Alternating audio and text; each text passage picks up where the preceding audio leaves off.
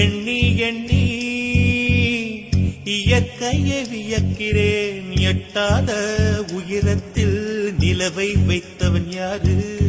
பெண்ணே பெண்ணே பூங்காற்று அறியாமல் பூவை திறக்க வேண்டும்.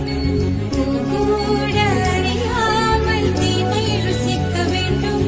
ஆன உலகை ரசிக்க வேண்டும் நான் உன் போன்ற பெண்ணோடு.